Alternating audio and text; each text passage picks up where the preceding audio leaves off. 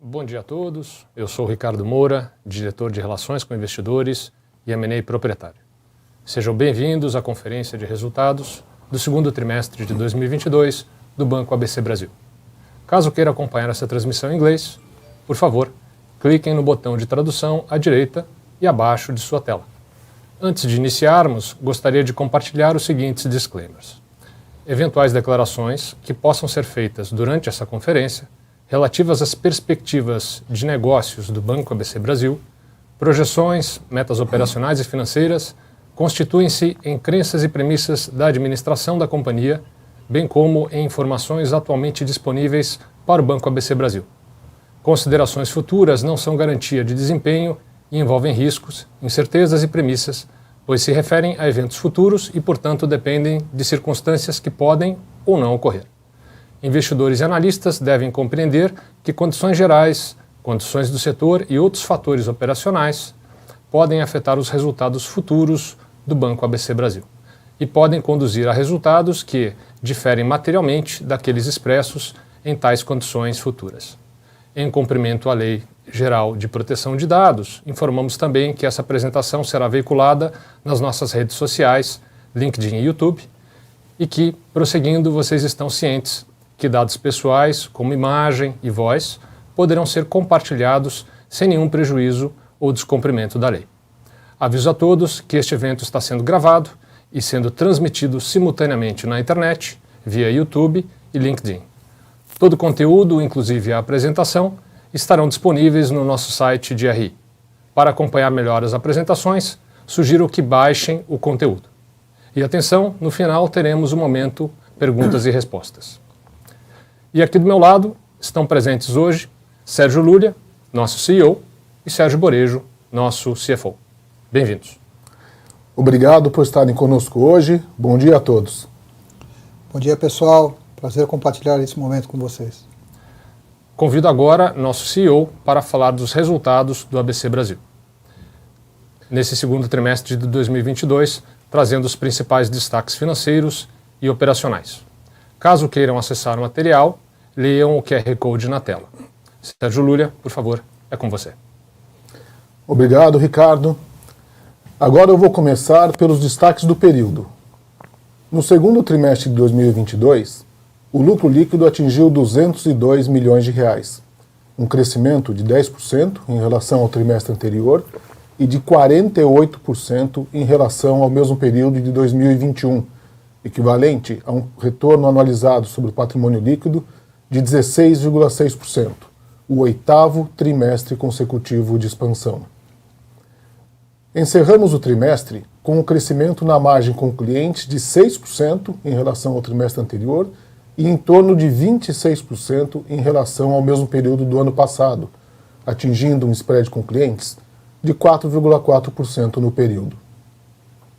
A qualidade da carteira de crédito continua saudável, com baixo volume de atrasos e alta cobertura. Ao longo do segundo trimestre de 2022, expandimos a nossa presença comercial própria em mais 8 cidades, atuando agora em 48 municípios.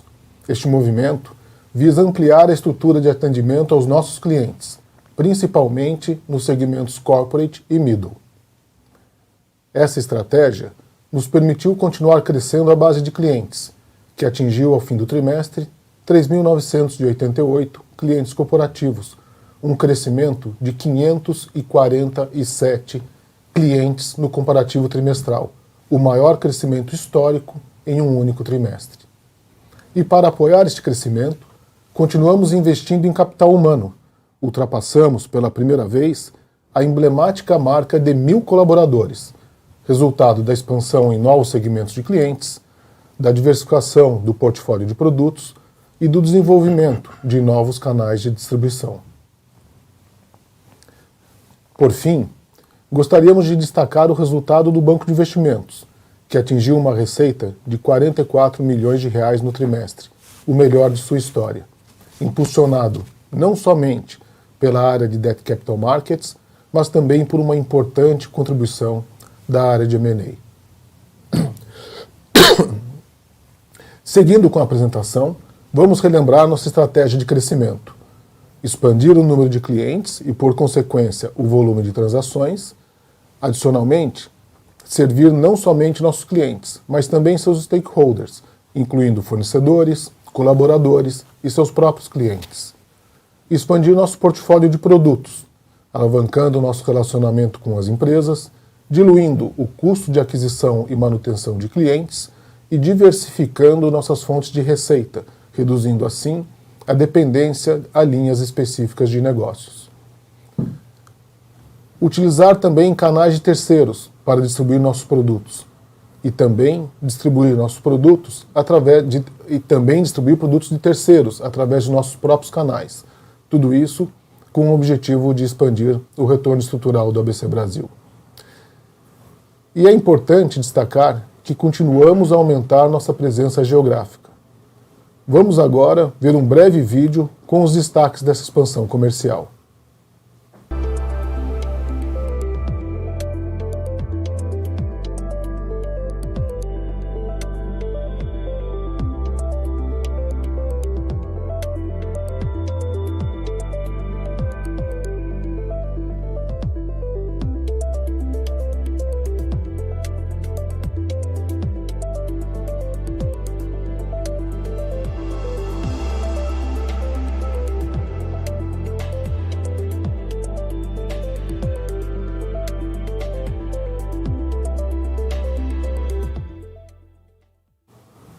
E completando, o ABC Link já foi responsável por aproximadamente 10% do incremento de operações no segmento middle no segundo trimestre. E finalmente, nossa base de clientes continua sua expansão, com a adição de 547 novos clientes no segundo trimestre, o maior da história, equivalente a um crescimento anual de 966 clientes, ou seja, uma expansão de 32% em 12 meses. E vamos ao próximo tema.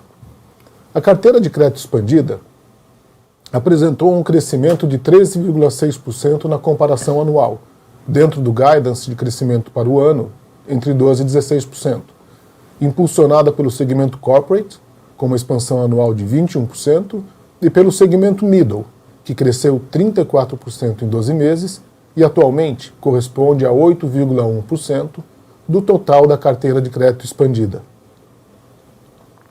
Destaque também para a carteira de títulos privados, que expandiu 37% no trimestre, impulsionada pela emissão de cédulas de crédito rural nos segmentos Corporate e CIB, instrumento que passamos a estruturar a partir de fevereiro de 2022.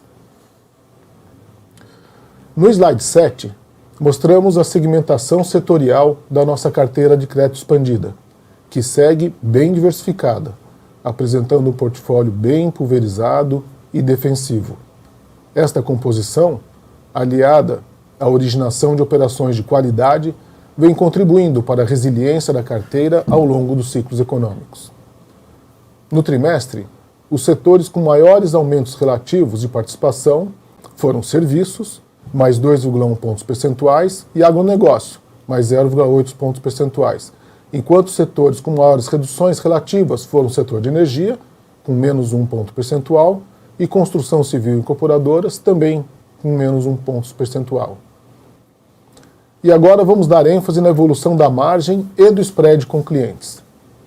A margem financeira com clientes teve seu 12º trimestre consecutivo de expansão, crescendo 6% no trimestre e 26% em 12 meses, impulsionada pela mudança no mix de produtos, com maior participação de derivativos, cash management e câmbio, que são produtos que comandam maiores spreads e menos utilização de capital, e pela mudança no mix de segmento de clientes, com maior relevância dos segmentos corporate e middle dentro da carteira do banco. O spread com clientes anualizado atingiu 4,4%, 10 pontos base superior ao trimestre anterior, e 50 pontos base superior ao mesmo trimestre de 2021, o maior nível dos últimos 5 anos. Já o spread com clientes ajustado pela provisão fechou o trimestre em 3,8%, redução de 10 pontos base em relação ao trimestre anterior, reflexo do aumento das despesas de provisão, que incluiu a constituição de 50 milhões de reais de provisões adicionais. Vamos agora apresentar a margem financeira. O patrimônio líquido remunerado a CDI foi de 111 milhões de reais, enquanto a margem com o mercado ficou em 61 milhões de reais no trimestre. Como resultado, a margem financeira gerencial atingiu 477 milhões de reais no segundo trimestre, um crescimento de 7% em relação ao trimestre anterior e de 38% em relação ao mesmo período do ano passado, sexto trimestre consecutivo de expansão. Finalmente, a taxa anualizada da margem financeira gerencial, o NIM, foi de 4,5% no segundo trimestre, um incremento de 100 pontos base em relação ao mesmo período do ano anterior e o maior nível desde 2017.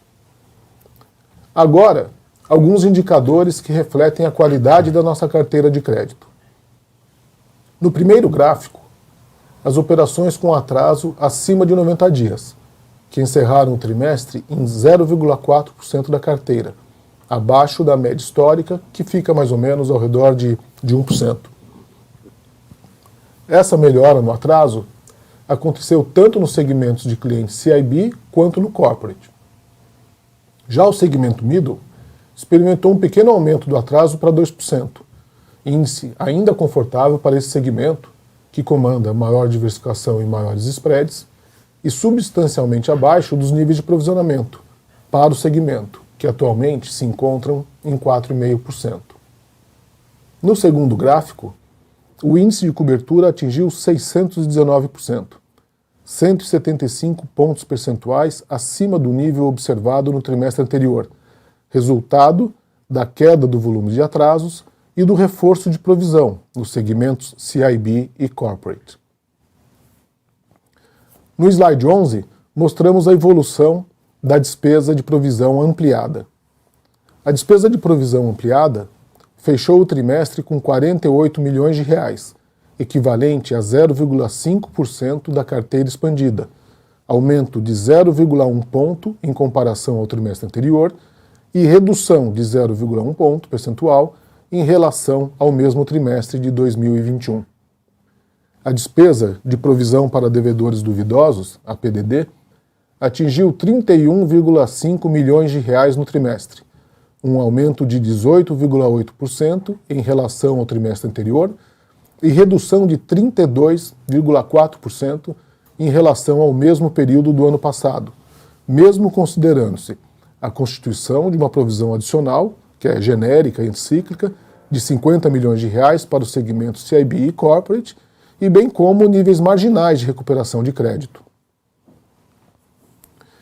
Agora, vocês podem observar na tela o saldo de PDD em relação à carteira, que encerrou o trimestre em 2,3%. Na visão por segmento, houve uma redução nos índices do segmento CIB e Corporate, mesmo com a constituição da provisão adicional de 50 milhões, que eu mencionei há pouco, enquanto que o índice do segmento Middle manteve-se como 4,5% da carteira, após a formação da provisão adicional que realizamos no primeiro trimestre. E no próximo slide, vamos falar das receitas de serviços. A receita de serviços atingiu 19,5% da receita total, ultrapassando pela primeira vez a marca de 100 milhões de reais em um único trimestre, positivamente influenciada pela contribuição crescente da corretora de seguros, que iniciou sua operação no segundo semestre de 2021, e pela recuperação na linha de garantias prestadas, que havia experimentado uma receita um pouco menor no trimestre anterior. Mas o maior destaque mesmo foi o Investment Banking, responsável por uma boa parte desta receita de serviços. Vamos dar uma olhada no vídeo.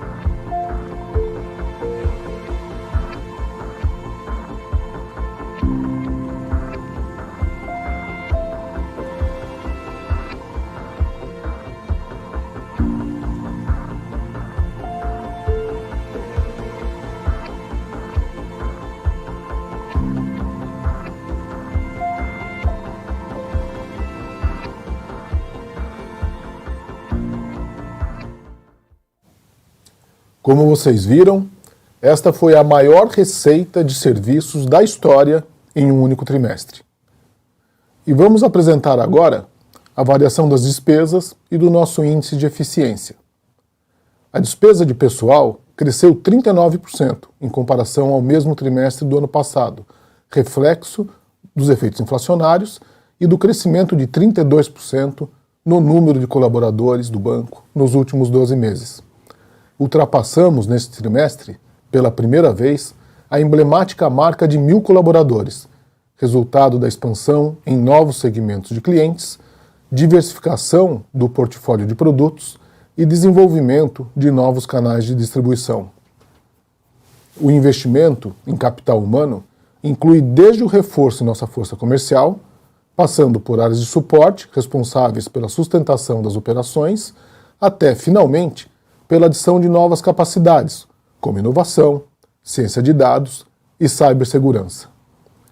A despesa total cresceu 46,8% na comparação anual, enquanto que o índice de eficiência atingiu 38,8% no trimestre, dentro da faixa do guidance, entre 36% e 39%, que foi anunciada no início do ano, resultado de um aumento relevante das receitas, contrabalançando o incremento das despesas relacionadas com a expansão das nossas operações.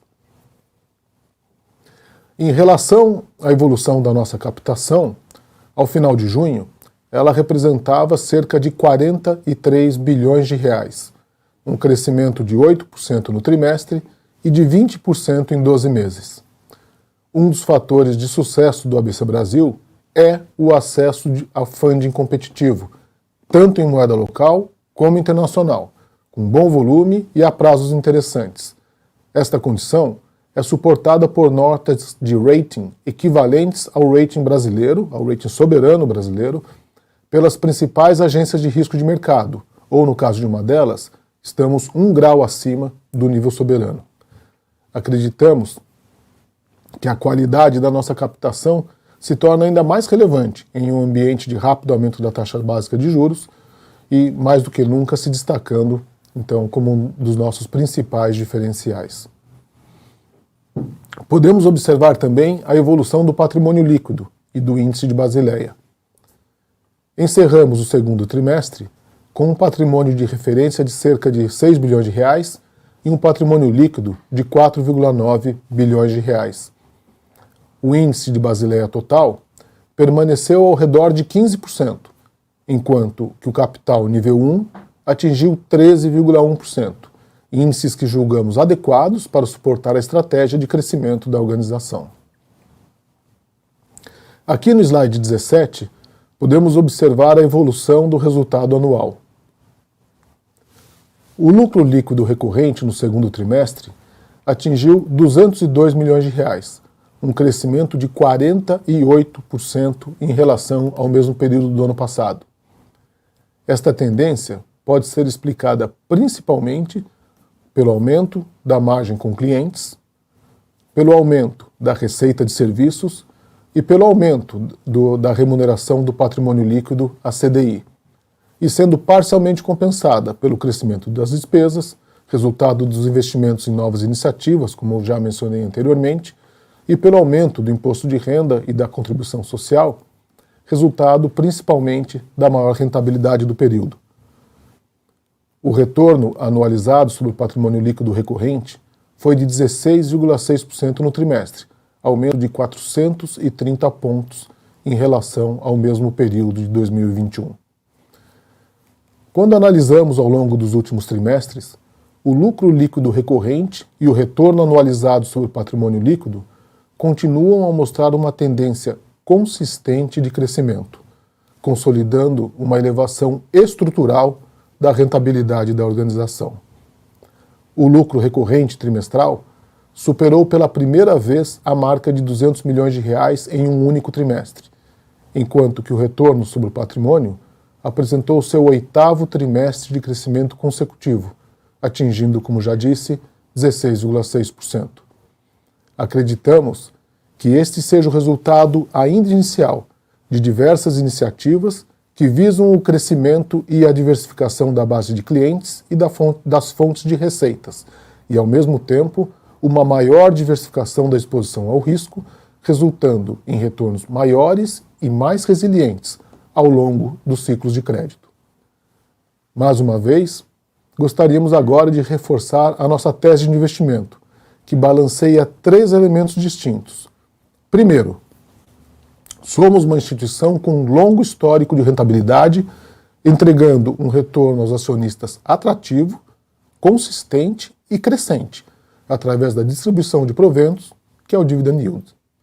Além disso, nossa geração de resultado é suficiente para suportar não apenas a remuneração ao acionista, mas também o reinvestimento necessário ao crescimento e ganho de escala das operações atuais, o que inclui a contínua busca pela redução do custo de aquisição e do custo de servir dos nossos clientes.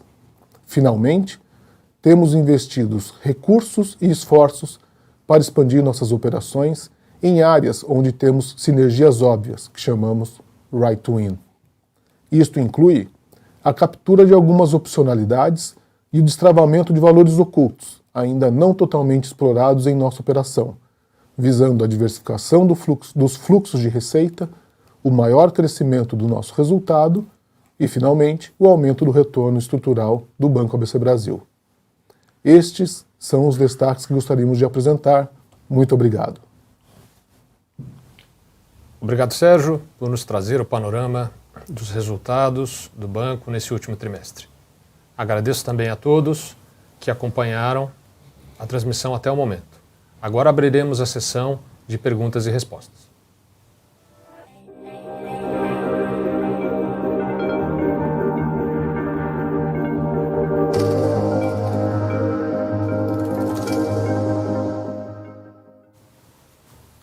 A todos que nos acompanham, fiquem à vontade para fazer perguntas. Para participar, é só levantar a mão clicando no ícone na parte inferior da tela. Estamos à disposição para responder todas as dúvidas.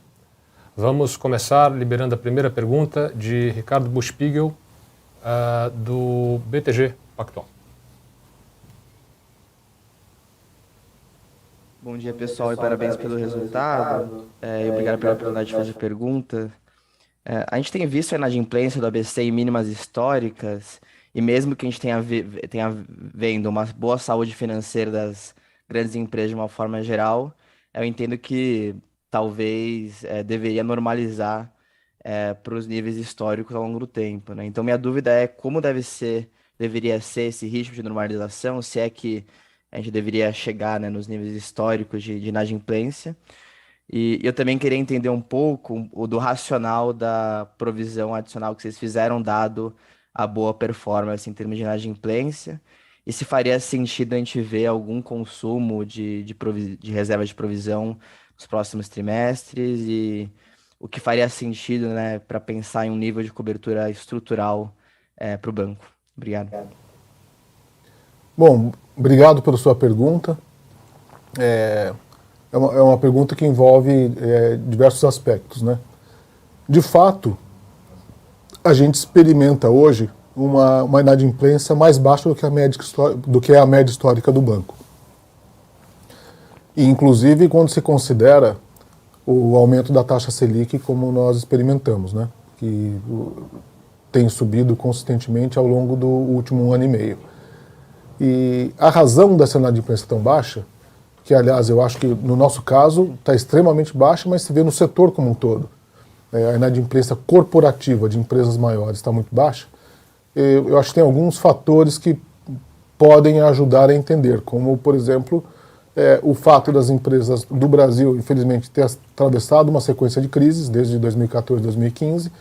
Isso fez com que as empresas tivessem uma gestão prudente, no nosso entendimento, da sua estratégia de investimentos, da sua estratégia de alavancagem, do perfil da sua dívida, e ajudou que as empresas estivessem agora numa situação melhor. Outro fator foi o acesso a linhas de financiamento de qualidade que houve, no caso das empresas maiores, muito relacionado ao desenvolvimento do mercado de capitais. A gente mesmo apresentou aqui, ao longo da nossa apresentação, essas operações de debêntures, de infraestrutura, de CRIs, de CRAS e outras, que atenderam com funding de qualidade uma boa parte dos clientes. Então, os clientes apresentam um perfil de dívida adequado.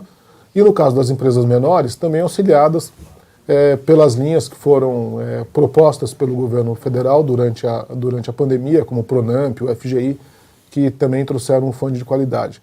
Então, hoje a gente experimenta uma leve piora no middle, que a gente mostrou, os atrasos ainda 2%, mas que para o segmento ainda é uma cifra relativamente baixa. E nos segmentos de corporate, large corporate, uma inadimplência baixa e sem perspectiva, pelo menos no curto prazo, de deterioração. Quer dizer, a gente não enxerga sinais antecedentes de deterioração na nossa carteira. Em que pese isso, e quando se considera o nível da taxa de juros e as perspectivas da economia mundial, né, que com aumento da taxa de juros no mundo inteiro, algumas pessoas apontando para uma chance maior de recessão em economias desenvolvidas, que sempre afeta também a economia brasileira, a gente resolveu fazer um posicionamento adicional ao que seria recomendado pela Resolução 2082. Então, já tínhamos feito isso para o segmento middle no trimestre passado, fizemos agora para o segmento de corporate de CIB, de maneira que, mesmo que houvesse uma deterioração nessas carteiras, e que, de novo, não é percebida hoje pela organização, mas mesmo que houvesse, a gente entende que a carteira já estaria protegida. Nossa próxima pergunta, de Flávio Yoshida, do Bank of America. Olá, bom dia a todos. Parabéns pelos resultados. A minha pergunta ainda é na parte de qualidade da carteira, né? A gente viu o portfólio do middle com uma deterioração para 2%. Tudo bem que para esse nicho ainda não é um nível alarmante, mas eu queria entender se vocês já estavam, de certa forma, esperando esse aumento, se isso muda o apetite de crescimento nessa linha, e se o nível de provisionamento que vocês mostraram como percentual da carteira, que está em 4,5%, se eu não me engano, né? Se vocês acham que é suficiente, se deve crescer ainda mais. E a minha segunda pergunta é com relação às despesas, né? Vocês vêm contratando bastante gente, o dissídio deve vir forte no segundo semestre, então eu queria saber o quão confortável vocês estão com o guidance de crescimento de despesas. Eu sei que vocês têm o guidance de índice de eficiência que estão dentro, então eu queria entender como é que vocês enxergam isso, e no fim do dia, de fato, é mais importante olhar o índice de eficiência do que a despesa em si. Obrigado. Tá bom, obrigado, Flávio, pelas suas perguntas. Eu vou começar respondendo e daí vou pedir para o Borejo me ajudar a complementar, né? Na questão do middle market, ali a exposição, como a gente vem destacando, é uma exposição mais pulverizada e mais diversificada, por conseguinte. Então você trata menos de casos específicos, como é no corporate e no CIB, né? Onde às vezes uma empresa inadimplindo já muda esse índice de um trimestre para o outro, e você trata mais do portfólio como um todo. Ele é um segmento que apresenta hoje um spread total, quando a gente considera não apenas o spread da operação de crédito, mas também de outros produtos que são feitos do cross-sell, como cash management, como seguro, como outros. É um segmento que apresenta um spread entre 8,5% e 9% ao ano. E nós estamos com um provisionamento de 4,5%, como você mesmo disse. Não é adequado, eu acho, não é de se esperar, e no nosso business plan, de se esperar uma inadimplência como a gente vinha tendo de 0,7, 0,8, num segmento que apresenta spreads dessa magnitude, né? Então eu posso dizer que houve essa pequena deterioração, estamos acompanhando, parece que estabilizou por ali, não podemos garantir, mas a impressão que nós temos é que está estabilizando por volta desses 2%. Portanto, o provisionamento de 4,5%, que foi feito no primeiro trimestre, é mais do que suficiente. E não pretendemos aumentar isso no curto prazo, e muito menos pretendemos rever nossa estratégia de crescimento do middle. Essa é uma estratégia estrutural, né? É uma estratégia que vai levar o banco, como a gente pretende, a ser um banco que atende empresas de todos os tamanhos, em todos os segmentos. É um banco especializado em empresas, em vender produtos e serviços e crédito, e a gente entende que tem um potencial ainda de crescimento muito grande. A nossa penetração nesse mercado é pequeno, nós temos o capital disponível, temos as equipes montadas, temos o investimento em tecnologia, esse é constante, né? Mas estamos investindo bastante em tecnologia para ter uma estrutura escalável e estamos ainda muito animados com o setor. A tua segunda pergunta, que é a parte de despesas, pedir para o Borejo ajudar, Tá. que ele tem mais detalhes. Obrigado, Sérgio. Bom dia, Flávio. Obrigado pela sua pergunta. Na questão da despesa, Flávio, quer dizer, a gente vem num ritmo forte, né, de contratações. Nós contratamos 268 pessoas de um ano para cá. E se você pegar isso somado à inflação, você vai chegar mais ou menos nesse 45% de aumento de despesa no período. Essa era uma despesa, era um ritmo esperado. A gente imaginava que isso ia acontecer, está dentro da nossa expectativa, estava dentro da nossa expectativa. O ritmo de contratações, as contratações devem continuar acontecendo no segundo semestre, provavelmente não no mesmo ritmo que elas aconteceram no primeiro, e trazendo, né, essa curva trazendo de volta o ritmo das despesas para o guidance das despesas. Então nós estamos confiantes que vamos cumprir tanto o guidance do crescimento de despesas, quanto o do índice de eficiência. Então, tá dentro do que a gente havia planejado, tá? Ambos. Tá ótimo, pessoal. Obrigado. Nossa próxima pergunta é de Eric Ito, do Bradesco. Bom dia, pessoal. Bom dia, Ricardo, Sérgio, Borejo. Obrigado pela oportunidade de fazer perguntas e parabéns pelo resultado. Eu tenho uma só, uma em relação ao follow-up de NPL. A gente viu uma melhora bem significativa em CIB e, ao mesmo tempo, vocês fizeram essa provisão adicional, né? Só queria entender se tem alguma moving part aqui, algum caso específico de provisão aqui, algum caso específico que teve no trimestre para CIB. E a minha segunda pergunta em relação a FIIs, especificamente em Investment Banking, queria ver como que estão as expectativas para vocês para DCM nesse trimestre, se vocês acham que o pipe ainda continua forte para esse ano, e também o que vocês esperam de dinâmica para o ano que vem. Obrigado. Perfeito, Eric. Começando pelo banco de investimento, aqui foi um trimestre realmente bom para a renda fixa, né, Debt Capital Markets, mas também teve uma contribuição importante de M&A. O que nós vemos para frente? Um pipeline bom para os dois. Então, tanto na parte de renda fixa, o mercado continua líquido, ativo, e tanto também na parte de M&A, que é um produto tradicionalmente com ciclo mais longo, e que nós já temos operações aí em fases avançadas ou já tendo signing e esperando somente o fechamento da operação. Então, para o próximo TRI, a gente tem uma visibilidade boa e a gente vê um trimestre bom também. Tá certo? Falando um pouco sobre a questão do atraso para CIB e para corporate, você não tem um grande evento, são alguns eventos. No CIB, obviamente, você tem uma estrutura, por natureza, mais concentrada, mas não tem um único caso específico que acaba fazendo esse movimento, que houve uma queda de atraso importante, mas foi uma confluência de fatores que acabaram resultando na queda de atraso nesse trimestre específico. Beleza, obrigado.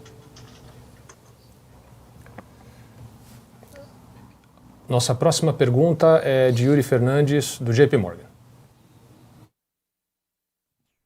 Bom dia, pessoal. Parabéns, Lúlia, Borejo, Ricardo. Trimestre muito bom. Eu tenho uma dúvida sobre crescimento de carteira. A gente viu que vocês voltaram agora para o meio do guidance, ali na parte da carteira expandida, mas a parte de middle está um pouquinho abaixo, apesar de terem crescido muito forte, acho que no trimestre, no quarter over quarter, né? Acho que, então, minha dúvida é assim, qual que é a cabeça de vocês para o fim do ano? Vocês vão conseguir chegar no guidance de middle, ou vão continuar rodando nesses mid-30s aí, que é o que a gente está vendo no ano contra ano? Então, um pouquinho, só para entender volume, como vocês estão vendo essa questão de demanda e mesmo o apetite de vocês. E pensando também em receita financeira, né? O NII tem sido muito forte, acho que o banco tem crescido muito bem, a parte de capital de giro ajuda, com certeza, mas mesmo no spread de clientes, né, os resultados têm sido bons. Então, um pouquinho do outlook, se a gente deve continuar vendo, né, essa margem financeira expandindo no quarter over quarter, nessas magnitudes de 5%, 6% no tri a tri de NII, como vocês estão vendo, né? O seu spread está um pouquinho mais difícil de repassar agora, ou não, o mix de middle continua ajudando, só para entender aqui, porque eu entendo que tem os desafios de despesa, mas a receita tem sido muito forte, então se a gente conseguisse ter um pouquinho mais de confiança no NII, eu acho que tudo continua muito bem para vocês. Obrigado. Perfeito, Yuri. Obrigado pelas suas perguntas. O segmento de middle, ele de fato, ele tinha perdido um pouco de tração no primeiro trimestre e essa tração retornou no segundo trimestre. E aí você tem também uma questão natural de acomodação, quando você contrata novas equipes de gerentes e abre novas cidades. Então, reportou que a gente abriu escritório de middle market em 8 novas cidades, né? E no segmento corporate também. A gente expandiu um pouco a presença comercial. Demora um pouco para pegar ritmo, tá certo? Tanto pelo aculturamento das pessoas, pelos filtros de crédito do banco, por todas as esteiras serem cumpridas. Agora, passados 1, 2, 3 meses dessas contratações, a gente vê que o crescimento começa a pegar tração, e é isso que ocorreu no segundo trimestre, e é isso que a gente espera que ocorra no segundo semestre de 2022. Então, o guidance está mantido, estamos muito confiantes que vamos atingir esse guidance, tem tido boas oportunidades de negócio no segmento middle, nós não vemos os spreads aumentando, tem perguntas que vêm do lado de, puxa, mas num cenário de Selic mais alto, todos os spreads não estão aumentando. Não estão aumentando, até porque a inadimplência está sob controle e há competição no segmento, mas também não estão reduzindo.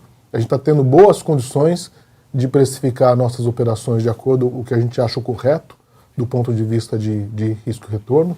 Estamos tendo uma boa condição de cross-sell. No nosso business plan, quando a gente imaginou entrar no segmento middle, a gente imaginava que o produto de entrada seria o crédito, como é tradicional no segmento corporativo, e que daí ao longo do tempo, depois de 1 ano, 2 anos, em que você já está com aquele cliente, você teria a condição de começar a vender outros produtos. E não é isso que nós estamos vendo. A gente está vendo clientes onde o cross-sell já acontece muito mais rápido. Nós estamos tendo clientes em que a gente já entra antes, por exemplo, com o cash management, que tem uma solução muito boa desenvolvida aqui. Entramos até primeiro com o cash, para depois entrar com o crédito. Então isso tem sido uma grata surpresa. Temos visto operações de câmbio sendo contratadas, operações de derivativos para proteção das exposições à taxa de juros, moedas e outros, de maneira que a gente continua muito otimista. E a surpresa maior, surpresa positiva, né, tem vindo da expansão também do número de clientes e de crescimento da carteira do corporate. Esse como você sabe, é o nosso segmento mais tradicional, é o segmento onde nós operamos desde que esse banco existe e sempre fomos competitivos e continuamos sendo, é o nosso core, e é um segmento que tem apresentado um desempenho super satisfatório, estamos muito satisfeitos. A questão das despesas monitoramento diário, é exagero dizer, mas eu vou dizer para você assim, é semanal. E a gente tem consciência dos riscos que uma expansão das despesas na magnitude de 40% ao ano trazem à organização caso as receitas não acompanhem. Esse monitoramento a gente faz muito de perto. Então as coisas estão indo bem. Eu acho que iniciativas que nós tomamos há 1 ano atrás ou há 18 meses atrás, tanto de produto, quanto de segmentos, quanto de expansão geográfica, elas já estão trazendo a receita e é esse monitoramento que a gente faz, porque se manter o índice de eficiência num patamar competitivo é fundamental para o nosso modelo de negócios. Obrigado, pessoal. Próxima pergunta, Pedro Leduc, Itaú. Bom dia a todos, obrigado pelo call, pela pergunta, parabéns por mais um trimestre de expansão de ROI e lucros. A pergunta vem na evolução de margem com clientes. Acho que o Lully acabou de mencionar que os spreads não estão aumentando, mas eu achei que poderia ter sido um pouco mais veloz o que a gente lê como margem financeira com clientes, os 304 milhões nesse TRI. Eu sei que tem outros produtos ali que não crédito que ajudam essa margem, então talvez ajude a explicar porque ela ficou um pouquinho aquém do que eu imaginava. Essa é a primeira pergunta, aí daqui a pouco eu pulo para a próxima. Mas vamos ficar nessa da margem com clientes por enquanto. Pode ser. Pedro, a margem com clientes, você tem, nesse TRI, nos TRIs anteriores, você tinha 3 grandes vetores influenciando essa margem. Primeiro é uma mudança de mix de produto, que a gente continuou vendo nesse trimestre, Talvez não tão forte quanto a gente viu em outros, mas isso continua acontecendo de uma maneira importante. Segundo, é uma mudança de mix de clientes. Então, conforme você tem a entrada do segmento middle, como eles comandam, na média, um spread maior, isso ajuda para uma expansão de margem. Nós não vimos isso de forma importante no último TRI, mas a gente volta a ver isso nesse trimestre e isso a gente espera que aconteça para frente também. É gradual, é lento, mas ele é poderoso para essa expansão de margem que nós temos. Por último, você tem que monitorar o spread intrasegmento. Nesse trimestre, como o Lulia mencionou, não houve uma mudança nem para cima nem para baixo do spread intrasegmento. Então, acaba que você teve uma expansão interessante dessa margem. O que a gente espera um pouco para frente? A evolução do middle continua, a evolução de produtos deve continuar, talvez não tão forte quanto o ano passado, e você deveria ter sim a expansão de carteira ajudando nessa expansão de margem também. Tá? Eu não sei se responde exatamente a tua pergunta, mas esses são os drivers por trás da expansão que nós tivemos. E só lembrando, um ponto que talvez que seja importante, o nosso negócio tem um pouco de sazonalidade. Então, historicamente, o segundo semestre tende a ser mais dinâmico do que o primeiro. Isso também deve influenciar o resultado para o segundo semestre do ano. Tá ótimo, obrigado. E para completar a discussão de margem com clientes, em linha de uma coisa é a taxa final do produto, outra é o custo da captação. Sabemos que vocês operam geralmente redeado, só que as novas operações vão sendo geradas com esse funding atual, que, claro, é mais alto.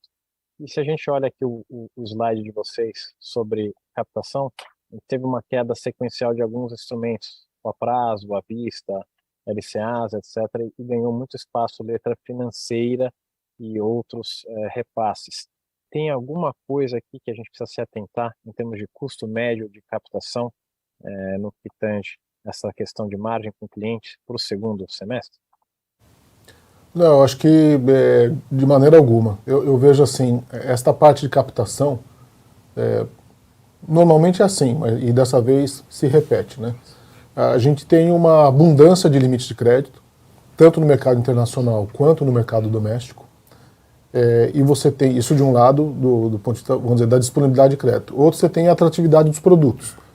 Então, por exemplo, quando a Selic estava mais baixa, a atratividade do produto LCA diminui um pouco, porque, como você mesmo sabe, é um produto direcionado a pessoas físicas pela isenção tributária, e as pessoas físicas, em parte, passaram aí para instrumentos de risco um pouco maior, como títulos de crédito privado e outros, porque os títulos bancários estavam rendendo pouco. Agora, com a Selic aumentando, essa atratividade volta a aumentar e portanto, a venda também. A outra questão vamos dizer, a flutuação dos yield curves, né, entre a taxa de juros doméstica e a taxa de juros internacional. Então, embora você tenha limites disponíveis tanto no mercado doméstico quanto no internacional, algumas vezes fica mais barato captar recursos no exterior e trazer para o Brasil e fazer o hedge para reais do que captar aqui, e às vezes fica mais caro. E a gente, tendo esses limites abertos, a gente pode tentar fazer essa arbitragem em busca do custo de funding mais eficiente, que é o que nós temos feito. Do ponto de vista da carteira de crédito, a nossa carteira de crédito é uma carteira que tem fortemente dois indexadores, né? Ela tem, aí o Ricardo até me corrige, mas ela tem por volta de 80%, 85% dela em CDI e mais ou menos uns 15% da carteira em dólares. A carteira pré-fixada é praticamente inexistente, de maneira que o aumento da taxa Selic tem um impacto muito desprezível do ponto de vista de precificação das nossas operações. Tá legal. Eu posso fazer uma próxima pergunta? Ela vem na direção da linha de serviços, um enorme salto aí no que é receita de bancos de investimentos, parabéns. Vocês mencionaram no qual atividade de DCM, também M&A. E em DCM, no vídeo, foram notados aí grandes volumes, né? E aí é mais por curiosidade minha mesmo, quanto disso vocês estão retendo nas carteiras, quanto vocês conseguem distribuir através de canais próprios ou terceiros? Eu vou lembrar da parceria com o Inter também. Então, para estar fazendo mais emissões de renda fixa, vocês estão precisando reter mais, menos? A distribuição está ajudando na originação também? Obrigado. Tá, ok, boa pergunta. Essas operações de mercado de capitais são operações que são feitas para distribuição, né? Eventualmente, em situações específicas e pouco representativas no volume de operações que nós fazemos, a nossa tesouraria proprietária pode, no livro que está sendo formado para distribuição, colocar uma ordem como qualquer outro investidor. Mas a gente não faz as operações de mercado de capitais para encarteiramento. Para isso, a gente desenvolveu uma área de distribuição que é muito forte, é uma área de distribuição que atinge desde os grandes clientes institucionais, as grandes assets, os grandes fundos de pensão e assim por diante, até investidores menores e mais especializados. Então a gente desenvolveu o relacionamento com um grande número de assets de médio e pequeno porte que são especializadas em assumir riscos de renda fixa e risco de crédito, que nos acompanham nessas operações e compram essas emissões, né? E a parceria com o Banco Inter também vai nessa direção, quer dizer, a gente tem uma distribuição que é muito bem estruturada para distribuir nesse mercado institucional, mas não temos, obviamente, uma distribuição de varejo. E aí o Inter entra com esta complementariedade do ponto de vista de distribuição quando se trata de operações que são mais voltadas à pessoa física do que à pessoa jurídica. Agora, a nossa tesouraria, ela tem uma carteira de títulos hoje que, eu não me lembro o valor direito, o Ricardo pode me ajudar aqui, mas são títulos que são adquiridos menos até de emissões que o banco faz e muito mais de emissões de mercado, em que ela participa, como eu disse, como um investidor qualquer, colocando suas ordens nos livros que estão sendo formados para estruturar essas operações. Bem interessante. Obrigado novamente. Parabéns. Nossa próxima pergunta é de Lucas Martins, da Prada. Oi, bom dia. Obrigado pela oportunidade. Lucas, acho que teve algum probleminha no áudio. Alô, teste. Está me ouvindo? Por favor. Legal. Obrigado. Então, bom dia, Lúlia. Bom dia, Borejo. Bom dia, Ricardo. Obrigado pela oportunidade de fazer perguntas e parabéns pelo resultado. Minha primeira pergunta é sobre o ciclo de investimento no middle. Não sei se vocês já podem comentar, mas acho que você comentou bastante sobre o índice de eficiência. Se vocês pretendem ter um ciclo de investimento no ano que vem um pouco mais tranquilo e entendem que nesse ano vocês já fizeram boa parte das contratações, queria entender qual que é a visão de vocês nesse sentido. E a segunda, eu queria só ter uma interpretação correta sobre a inadimplência no middle. Se essa inadimplência é ex-FGI ou não, e qual que é a interferência que o FGI teve nessa inadimplência. Perfeito, Lucas. O investimento do middle é um investimento contínuo, né? A gente acha que nós temos ainda hoje um tamanho de participação, tanto do ponto de vista de penetração no segmento, quanto do ponto de vista de share of wallet, que está ainda muito abaixo do que é a nossa ambição. Então, é um investimento que continua ao longo dos anos. Agora, o importante é que mesmo que em números absolutos este investimento no middle continue semelhante, vamos assumir isso, né? Não estou dizendo, mas supondo que ele continue constante, de maneira proporcional ao tamanho da organização, ele é decrescente no tempo. Quer dizer, a organização vai tendo ganhos de escala, o próprio segmento vai tendo uma relevância maior, de maneira que você contratar, por exemplo, 30 ou 40 novos gerentes comerciais no middle e expansão para novas cidades, quando você tem só 30 ou 40, você dobrou. Quando você já tem 150, você contratar 30 a mais é 20% a mais, né? Então, dessa maneira, do ponto de vista relativo, eu acredito que esses investimentos são decrescentes ao longo do tempo. Um outro ponto, a gente vai iniciar o processo orçamentário agora, mas um outro ponto é o seguinte, também nas outras áreas, você tem a expansão que foi feita em força comercial e você tem a expansão que foi feita do ponto de vista estrutural no banco. Como a gente falou, principalmente nas áreas de inovação, nas áreas de ciências de dados, na área de tecnologia mesmo, onde a gente mais do que duplicou o contingente de pessoas nos últimos 3 anos. Eu acho que, assim, hoje nós já temos uma massa crítica de talentos no banco e um tamanho de áreas que é um tamanho que já nos suporta bem para esse nosso crescimento do que a gente planeja do nosso crescimento para os próximos anos. Portanto, este nível de expansão de headcount certamente nós vamos continuar crescendo o headcount nos próximos anos, mas num nível bem menor do que aquele que a gente apresentou nos últimos 2 anos.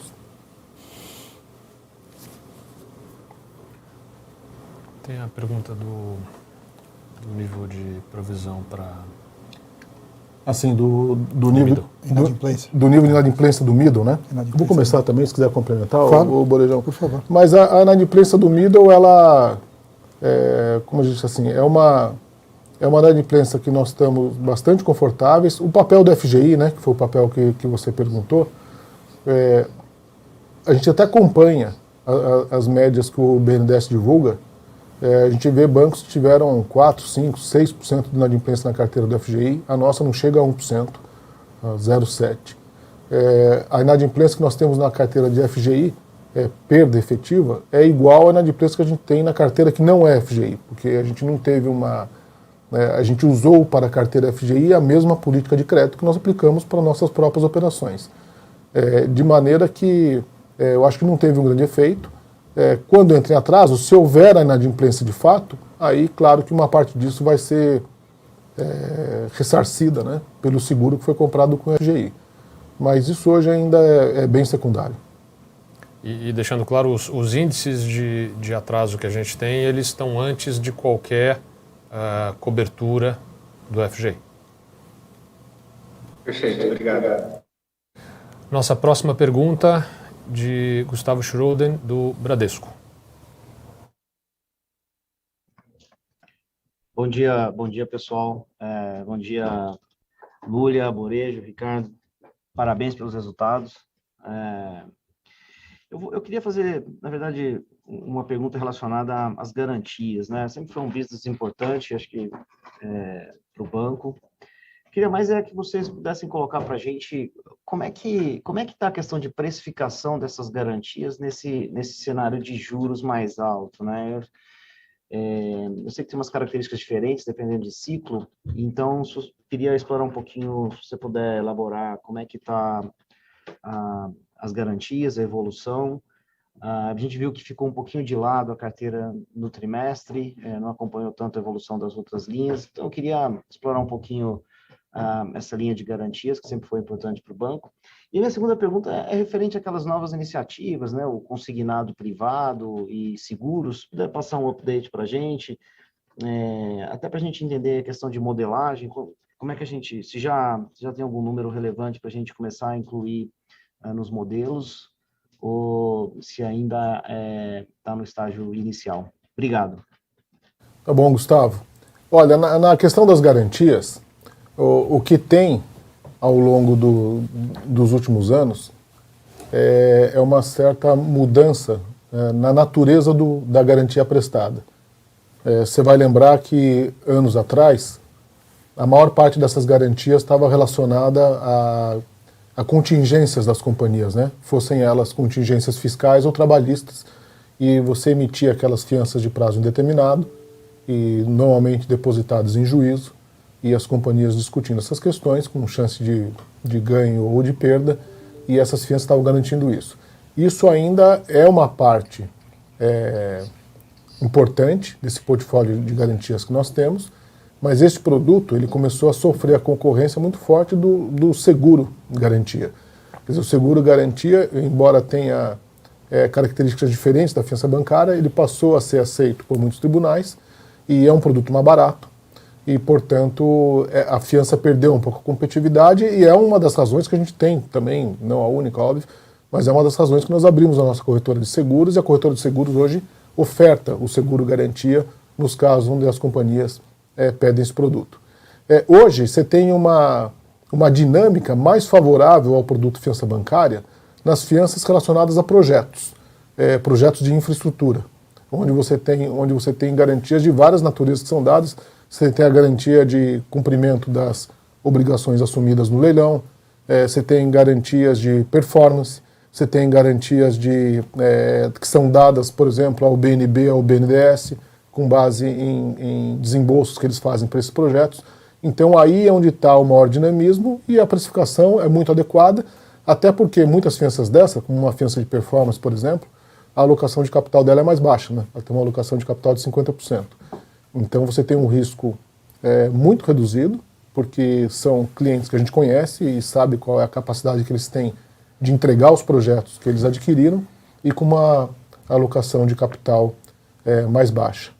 E daí a sua segunda pergunta, qual que era mesmo? O corretora. Da corretora e novas iniciativas, né?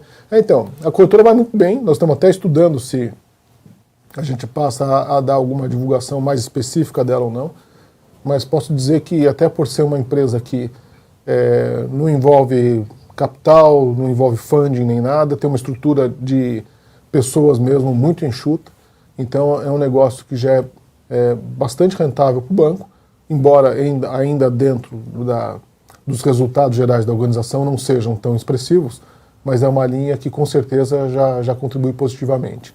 Já o crédito consignado, continuamos animados com o produto, mas ele está tendo um ramp-up um pouco mais lento do que a gente imaginava.